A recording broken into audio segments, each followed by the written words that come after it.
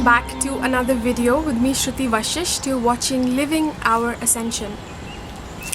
So today I really wanted to make this video about what ascending souls contribute to relationships, because I really feel that people who have actually stepped into the vibration of ascension, like they are moving into the fifth dimensional vibration, really go through this and I wanted to sort of just speak about it so as to bring us more of this self-love as well, because from the world outside doesn't always understand what's happening, what's going through the dynamics of ascension, what it means to really be within divine love. They think it's just something that is supposed to be soft and you're always supposed to be a certain way. There's different ideas and perceptions, but really people who are actually serving divine love, they know what a process it is. There's this death and rebirth that happens, this letting go and then you have to hold the vibration of truth as well, which can often trigger a lot of people too. So I really wanted to make this video to let you know how you are contributing to your relationships too, that you are not just because, let's say, you're getting this feedback from the world that you're disappointing them in relationship or whatever. It might not necessarily be the case. So I just want to give you, I think I have like 4 points today. So 4 reasons, 4 ways in which ascending souls or souls that are on the path of self-mastery, ascension, enlightenment, how you serve relationships. So if you would like to hear that, then stay tuned and keep watching this video. Don't forget to subscribe to this channel if you're new. I make videos like this all the time. In fact, I even have a course out called Manifest Soulmate Relationships, which is all about manifesting a relationship that is completely balanced and within divine love, and turning the ones you already have within that vibration. And it has lots of these grounding exercises. It's not just speaking about spiritual principles. So I really love that course. I put my heart and soul into it. It's all about activating the vibration of divine love, really, and serving that, and how you also can benefit from it. So check that out below this video. There's even a free mini course along the same lines, and I have links to work personally and privately with me. Okay, so what are those 4 points about how ascending souls contribute to relationships? So it's really hot so I'm sorry if I look just a little bit flustered, but anyway. So the first point, essentially, how you serve relationships. I know that when you step into the path of ascension, when we really start touching that fifth dimensional vibration, when we're moving out of the third dimensional matrix reality and touching that fifth dimension, moving through the fourth and going into the fifth, it really what that process involves a lot of letting go. There's a lot of death and rebirth that happens, and that can be you are reshuffling where you live, your home, your relationships will definitely change. That happens with just everybody, because you're moving into love. And actually this particular move from the third to the fifth especially is related to relationships, because you have actually other higher dimensions too beyond the fifth. In the spiritual community, most people speak about the fifth dimension because that is the vibration of divine love. It's the main one, but there's actually higher ones too that exist that have to do with certain other things, but I would say the fifth dimensional vibration, like stepping into it, before that we in order for that to happen, we experience a lot of initiations through relationships. So your path will involve relationships a lot of the time before that happens. So within that, of course, it becomes really important to know what you serve as, because if, let's say, lots of relationships are leaving your life, for example, dramatic things can happen sometimes where we are married to somebody and suddenly there's a divorce, or our birth family, we realize that we had some trauma from there, so we sort of distance ourselves from that. So all of these things can be really major changes, right? There's of course more that can happen. These are just 2 examples that I gave you. But through all of this we realize that actually it's all fine, it's all well.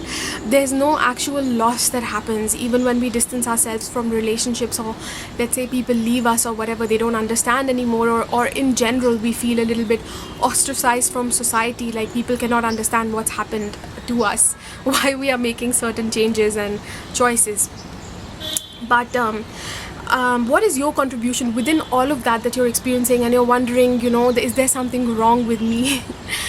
So I want to give you those points, that why there's nothing wrong with you, and actually how do you contribute. So the first way that you contribute in is that you act as light support to others. When things are shifting majorly, because now when you are moving into divine love, your main service becomes love, how love is landing on the planet. You become a pillar for that, because you're feeling love within you, you're landing love within you. It's almost like you're grounding it into the earth through your physical body. So when you are doing that, the earth will place you in different areas, whether it's a job or it's a country or it's a relationship. It'll put you in the right spot at the right time in order to bring in maximum love. That becomes your main thing. It's not even the stability of your personal life. That is not the main thing that acts out and plays behind the scenes. The main thing that is playing out is service to love. So what happens is that part of that also is letting go of these old structures and the matrix and the way that jobs happen in the world. So often we change jobs when you know, we are landing the vibration of divine love. We realize we've been doing jobs just to earn money. Even if we like them a little bit, it's not our main service, our contribution. So we want to make different kinds of changes. Everything in our life, relationships, job, the things that we own need to align with harmony. They need to be the highest, whatever feels like it is the highest for the planet that we can offer now, that we are ready for. So and that is when we truly land love as well. So often what happens is that we lots of people, when they are going through this stage, they will change jobs or they will quit the career that they had. I know so many people who've done this. You know, they had jobs before and they were, let's say, earning really well, or they have like this fantastic degree and they're so intelligent and all of that, but they quit the career that they had made, that even that they had put years and years into, you know, in order to serve love.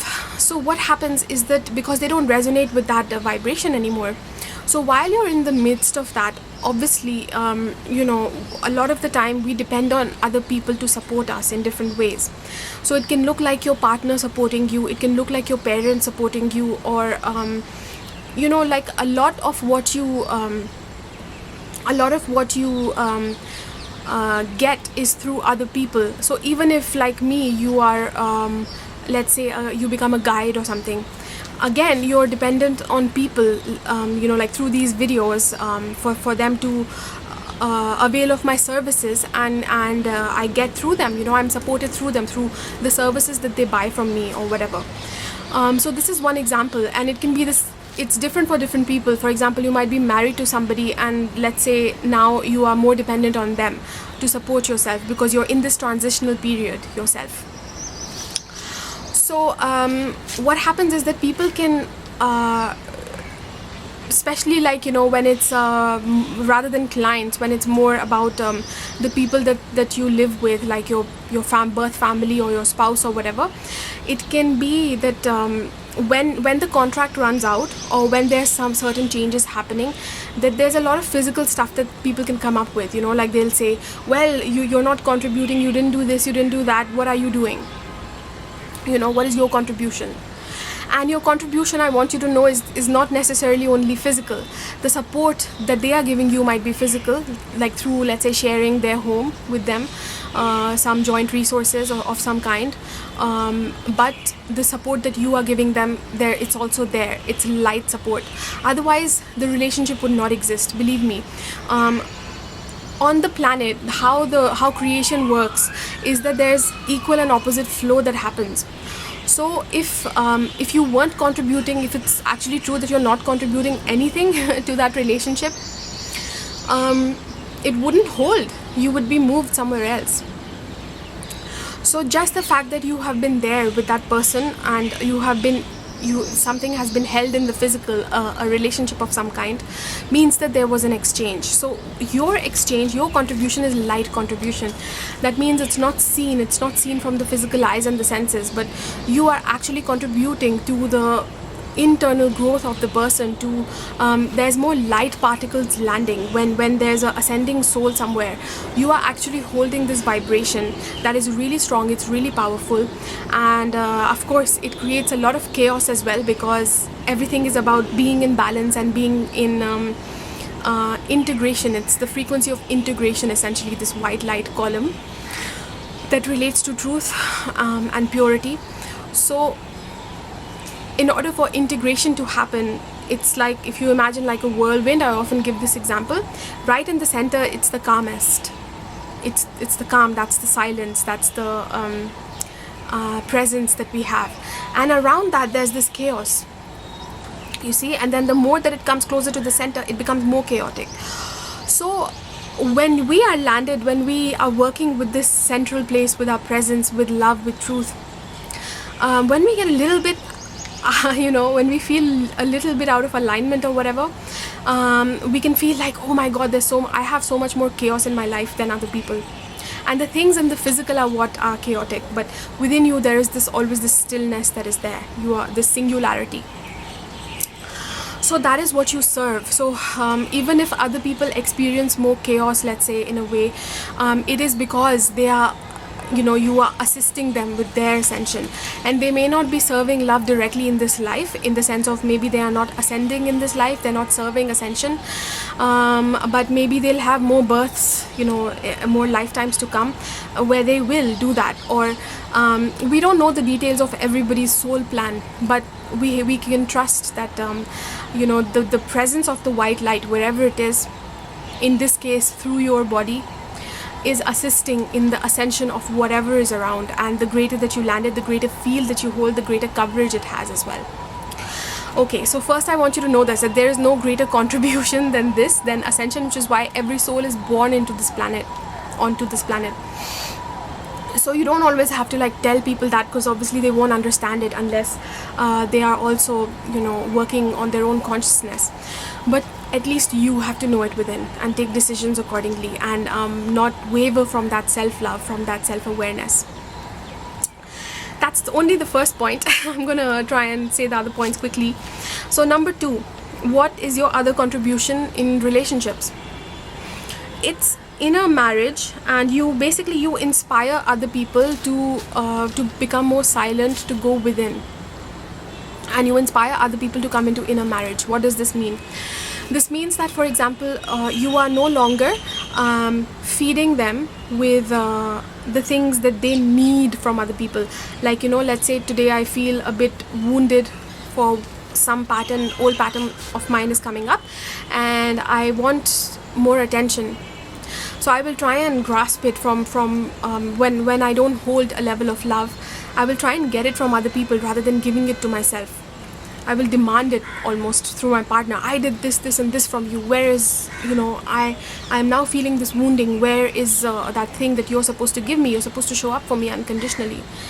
And they will put it like this, in this form, but often it'll be a dynamic of trying to pull you into this duality, that you complete me, I complete you, whereas in fact nobody completes anybody. We complete ourselves. We are complete. All of us are complete within ourselves. So you know this because you are moving into divine love. You know this at least to a certain degree, and when you hold that then you won't be trying to fill in for other people, because you are serving truth, and you're kind of holding the space of empowerment for them because you love them.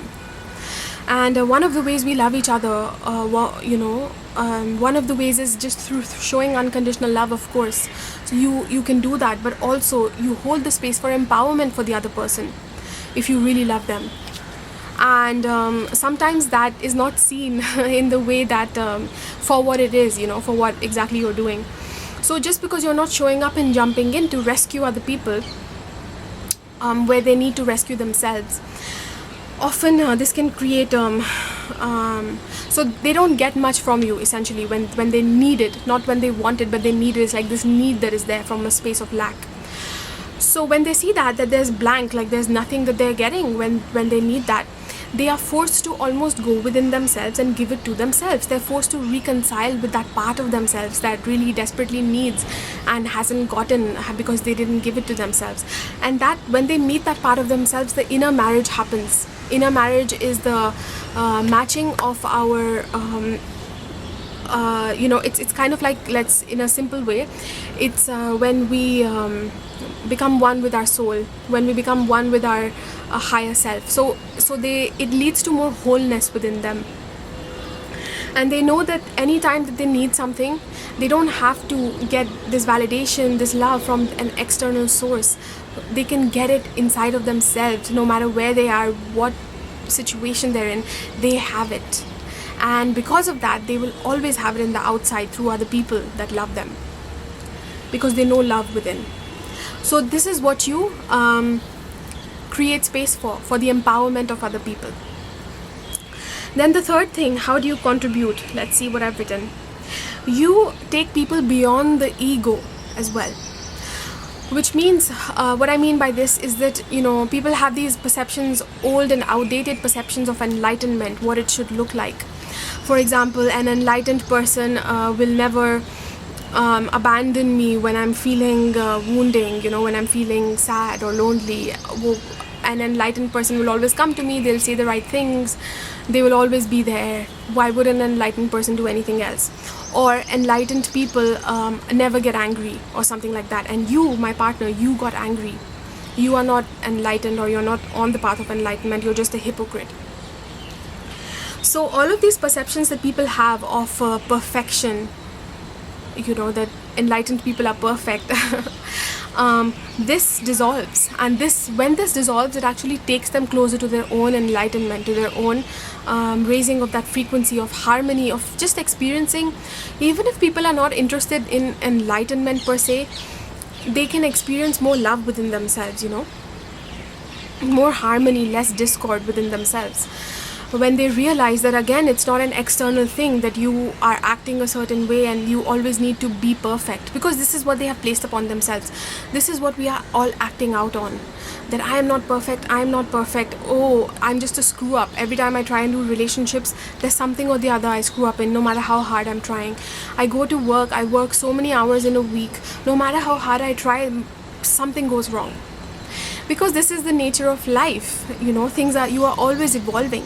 So the enlightenment is about accepting that you are perfect now, no matter what is playing out.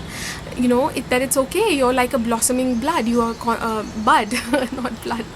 You are like a blossoming bud, and you are constantly growing, and you will always be constantly growing. And that is the feminine aspect of life. It's equally beautiful. It's like the growing moon. The moon is never perfect, it becomes smaller, it becomes bigger. It's constant flow. And we look at it and we're always like, it's so beautiful, right? In each stage. So you help them to transcend these ideas as well.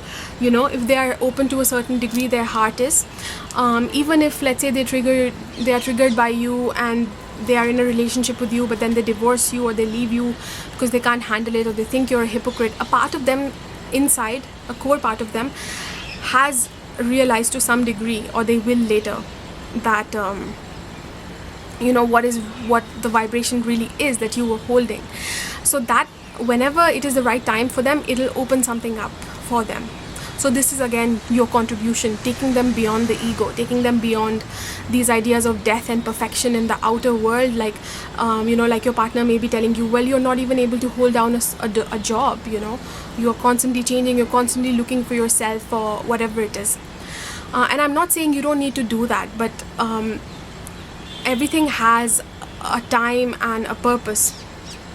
And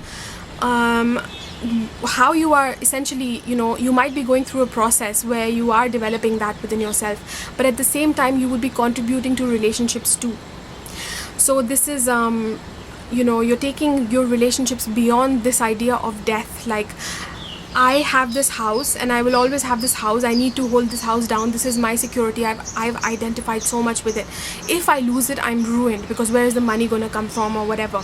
And here they are with the person who, you know, leaves jobs or leaves houses or whatever it is that you are not holding on to. Essentially, it is a disidentification with physical things, knowing that that is not your main identity. It's nice to have physical things, and we want to have more physical security, that's fine, but only after it comes, the true security only comes after we have disidentified with the more physical things as for our security.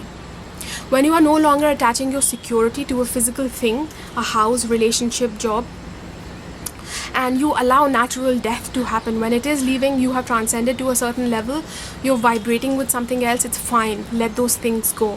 When you start living like that, and you you know, then it's you live in a space of more deeper surrender. So other people are like, what is this, you know, there's no stability, security. But the security you're working with, inner security, you're developing that, you know, it's there, that I'm always secure no matter what the situation, and I don't hold on to anything stagnant and old. And because I am transcending at such a high degree, I am going, you know, ascending at such a high degree, of course things in the outer will change in match to that, to my inner reality. So you're okay with that. So other people look at it and, you know, it should change something within them. At a deeper level it does. So that is your third contribution, taking people beyond the ego.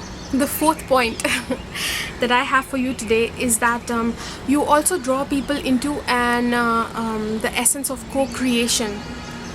Because when we are moving into divine love, alongside this more death and rebirth process of things leaving, and not attaching our security to physical things, what we are also entering, that is what we are leaving behind, the matrix, the more man-made structures and attachment to them. And what we are entering is this creatrix, which is the natural order of life, this trust in something higher than us, that we belong to it, we belong to the order of nature, we belong to the cosmic order, which is an even higher order. And within that we are always supported, we are placed in the exact right spot, and we will get the support that we truly need and desire. So with that realization in the body, a certain ease comes in, and a certain level of play and magic comes in. You feel more co-creative from within. You feel like you can work with the resources of the earth and create something simple, but something that sustains you, and something that is filled with light as well. So whether it's you know, working with your inner creative talents and creating just simple things, you know, like for example me, I started painting even though I'm not a painter. I've never learned painting in my life, like even in school. Somehow the schools that I went to never had art lessons. I don't know how that happened. We had music and everything, but I've never been in an art lesson before. But when this vibration of divine love hit, I was getting visions and, you know, inner visions of what my soul is and the soul of other people and whatever, and I was inspired to create these soul portraits. So I started painting. So it's like something simple, right? I'm not Picasso or whatever, but I'm working with light. I'm bringing through a unique painting that is depicting your light self, your higher self, and it's through a simple skill. So it might be, whereas, you know, in the world, like, we're trained to be this master. If you're going in the direction of painting or becoming a painter, it'll be like, you know, you have to perfect all of your skills and everything, and there's a lot of focus on perfecting skills, which is also great, but it doesn't mean anything if the main thing is your creative fire and what is coming through from that, and the skill actually comes later. And when there's a beautiful you know, contribution of both, of course, you know, that leads to the most amazing art. But you'll be starting to create simple things, and for example, let's say you start eating a lighter diet, you become vegan or more plant-based, and so you start a small business of vegan products that are really just homemade or whatever, you know, something like this. Or you have an Instagram page where you're sharing that, just your daily for inspiration. So this is the energy of co-creation, creating with that higher order, the inspiration that comes from that natural order, natural flow of life. And when we actually start doing that also, we will attract relationships, you know, partnerships and relationships that are similar, that are also doing something similar, or they help us, they support us in some way to further that. So you invite others into this energy. Even if they haven't activated divine love, they'll be drawn to it in some way, and you'll be supporting each other in one way or the other. And again, if the more light a person has landed within themselves, and of course the most light is held by ascending souls at this time, and I'm not even saying people who hold light are better in any way, it's just different. There's different soul paths at different times. But what your contribution is, it's unseen, so you need to remember that always. So even when you are with somebody who comes to support you, let's say you're an artist, they're an artist, and they like the unique way that you have of doing things, and they support you in one way, like I don't know, let's say you're a singer and you're singing something basic, you're channeling these I don't know, angelic tunes or something and they are, I don't know, a music producer, and they come and see you and you collaborate. You might think, wow, you know, this person has an established business and they're helping me. But your contribution is light contribution, so you're bringing in something unique, you're tapping into soul creativity. So you pull others into the energy of co-creation, which is creating from the natural order and nature, essentially. Okay, so I think those are the 4 points, how you contribute within relationships. So I hope that you feel a little bit better about yourself, especially at this time during the eclipse and the lockdown and everything, where, you know, we are the relationship dynamics can feel a bit intense. Don't forget to check out that course that I mentioned, which is called Manifest Soulmate Relationships, which takes you through this process of embodying divine love. And many of us are moving through divine love, but they haven't fully grounded it. So this course helps you to really ground that and be solid in that energy and to really hold it. So check it out below this video. So I want you to remember that you deserve the support that you get from others. And actually, if you don't open your heart to receive from others, you know, in these usually more physical ways, because most people are living in more physical energies and that's what they're serving. So let them support you in those more physical ways, because if you don't open yourself to fully receive, that also keeps you from, you know, growing in your enlightenment as well. So you have to know that your contribution is light contribution. You are contributing and you're not a failure and all of those other things that we tend to think about ourselves. So I hope that through this video you will always remember that. And thank you so much for watching. Don't forget to subscribe if you're new.